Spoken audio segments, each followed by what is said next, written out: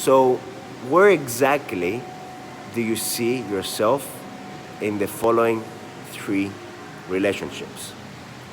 Are you a shark? Are you an anemone? Are you a clownfish? Let me know what you think, and I cannot wait to get your messages.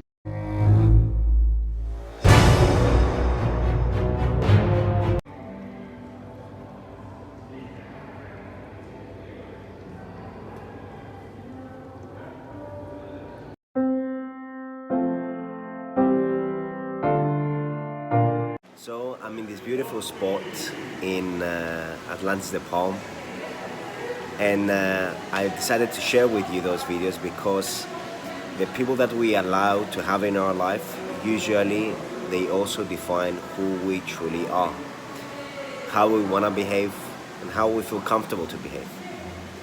So if those relationships that you choose to have in your life are toxic, they not really benefit you, but they may be benefiting the ones around you.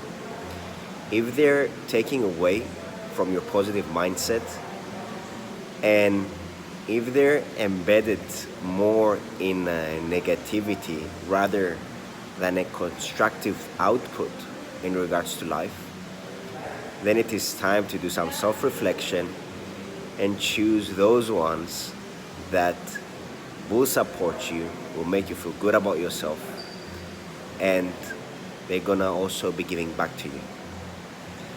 Be an anemone or a clownfish.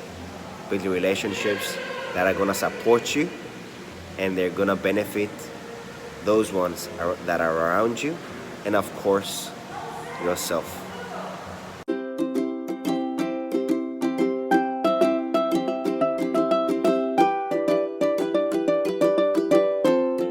Lots and lots of love.